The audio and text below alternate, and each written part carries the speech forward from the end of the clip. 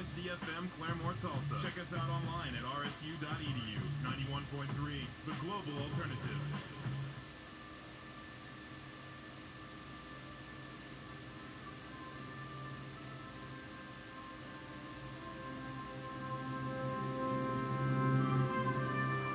And now, broadcasting from the top of the skyscraper that is the Markham Hall on the Rogers State University campus in Claremore, it's Green Country's most exciting radio show, Free Association. And now, here is the Fort Smith Fireball, your champion of chicken, and your deluxe dueling DJ, Mark Lane. Hello, Green Country, and welcome to this edition of Free Association. I'm Mark Lane, authentically broadcasting from the top of the skyscraper that is Markham Hall. Yeah, I'm back in Claremore, so what do we got on today's show? We'll have a Mark Lane versus, so I'll try not to take up too much time. We'll get to the song so we can get to this very special edition of Mark Lane versus. Of course, we'll talk about Andrew Breitbart and the trouble he's gotten into. And we'll also have the true alternative music. So let's get it going, folks, with Gruff Reese with Just War. Oh, wait, I double-clicked. So we'll have Stars with Wasted Daylight right now. Then after this, we'll have Gruff Reese with Just Wars right here on Free Association. I'm taking over this operation. And so with that being said, let's go ahead and transition to the headlines and see what's going on MSNBC.com. A federal judge blocks immigration crackdown in Arizona. This federal jurist says that there are controversial sections to the law, and that basically he's striking them down. So that'll be an interesting thing to watch in the coming weeks, whether Arizona appeals and they go to the next level of judges and so forth, and then they have to get the American Idol judges in there, and America's Got Talent judges to judge on the judges judging. Okay, then what else is going on? Generation Y, no jobs, lots of loan, grim future. Oh, that's a nice thing for me to hear. Great. I need more good news in my life. What else? Whooping cough outbreaks raise health fears. LeBron James party story published inadvertently. ESPN says, oh yeah, inadvertently. ESPN does things inadvertently, like how my nephews fight inadvertently.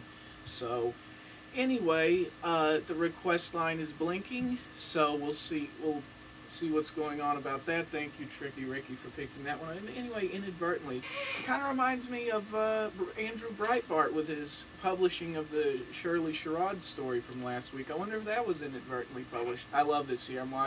I was watching some of the media reaction to that last week, and my favorite was from Gordon Peterson on Inside Washington. He was acting like, you know, he said, in this age of everything having to be published immediately and blogs and the internet and so forth, you can see why Andrew Breitbart got in trouble. Oh, really? You think that's why you're blaming the internet for why he published that story whole without checking it? What was Dan Rather's excuse then back in 2004? What were the journalists' excuse back during the election of 1948 when Dewey defeated Truman? You remember that one? It happens in the media.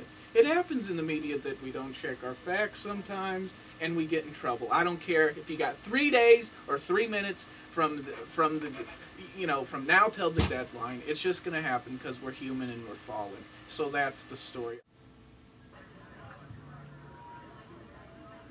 Ladies and gentlemen, in this corner weighing 120 pounds, soaking wet, your Fort Smith Fireball, your champion of chicken, your deluxe dueling DJ. He's cocked, locked, and ready to rock, Doc.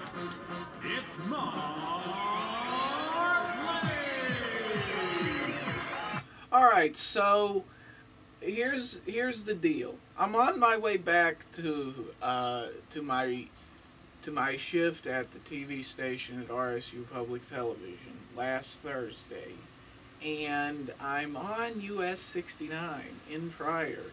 Well, no, I'm actually in about Shoto, going about 70 miles an hour, and I noticed that my 91 Camaro RS starts this bucking of sorts. Like I'm going 70 miles an hour. So I'm thinking maybe it's a transmission thing. No big deal. I'll just get it back into Claremore, and then, because a transmission thing like that really isn't that bad. Well, it wasn't a transmission thing. So as I'm coming into Pryor, as it's still bucking like that. Now it's going, and no matter what I'm doing, because I'm thinking it's a transmission thing, I'm shifting in all the various gears, and whatever speed I lose, I can't regain. So basically, my car is rolling to a stop, and I'm an hour away from work in Pryor, Oklahoma, on US 69. So the car finally rolls to a stop, but that's just when my world-famous temper starts up. How could this happen to me? Why should this happen to me? Look at what happened to me. I'm broke down on the side of the road. What? How am I going to get to work now? Now I got to look like a bum who misses work, and I couldn't take it, and I was, what am I going to do? I tried calling the few people I know in Claremore that I could ask for a ride to get me. They don't answer their phones, so, what's the point? So this was going to be probably, let's think, in tow truck expenses, probably about $300 maybe. I don't know how much it would cost to tow the thing back to Claremore, or even to a shop in Pryor. They get you over the coals that way with their rates. So I figured I was going to have to tow it, and so since I can't get a hold of anybody in Claremore, I'm having to call my folks back home, and I'm talking to my dad, and he mentions this crazy idea. Well, maybe your car ran out of gas. How could it run out of gas? I ask him. The gauge says it's got a quarter of a tank. And he told me gas expands in the heat. Okay, all right, that sounds like a good enough idea. So I figure, well, I'll walk to this gas station that's probably about 1,000 feet away and shell out money for a gas tank, buy some gas, and then put it in the car, and let's hope it starts, and then maybe I can make it to, just a little bit late to work. So as I'm walking, these people pull over on the side of the road. They're about 30 years old, in their 30s, husband-wife duo. They pull over right in front of me, and the guy gets out and he starts walking towards me, and he says, I can see that you're frustrated. Well, yeah, of course I'm frustrated. And he asked me, you got car trouble? Yeah, I've got car trouble. And then the wife gets out and she says, he's a certified mechanic. He's a certified technician. So we believe in karma, and so we're paying it forward, so we're going to help you. And they did. They really did help me. Now, let's just take you through the rest of the story here. So the guy he works on the car, he does this, does that, he messes with the fuel filter, messes with that, puts water in it, puts more gas in it, blah, blah, blah, and the thing won't start. Then it does start, but as soon as you press the gas, it dies. It'll idle, but if you press the gas, it dies. So anyway, in between getting the gas can and some more water, we're like going back and forth to this guy's house in Shoto. So it's about a 20-minute drive round trip from my car to his house in Shoto there. And then finally, he's like, well, since we can't... No, he gets the thing to start. He drives it to that gas station I was trying to go to. But the whole time he's driving it, he's having to put it in neutral as it's dying and then crank it as hard as he can to keep my Camaro running. And then he takes it to the gas station. Then when he gets to the gas station, he's like, there's no way you're going to make it to Claremore. So we go back. So I go with these folks again, like for the third time, back to their house.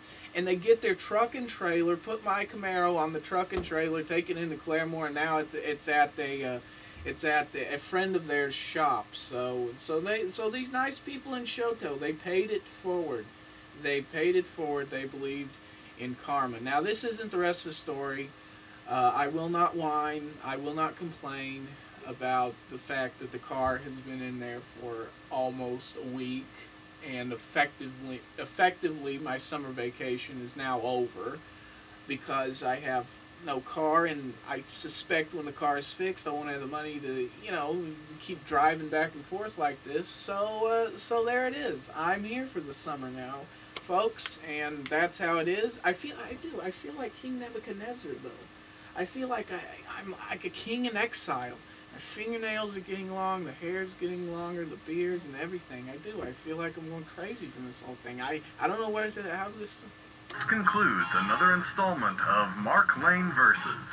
Tune in next week for more exciting action, adventure, and romance. The views and opinions expressed by Mark Lane do not necessarily reflect the opinions held by this station. Mark Lane does not actually support these physical violence as a means for problem solving. No animals were actually harmed during the making of this broadcast.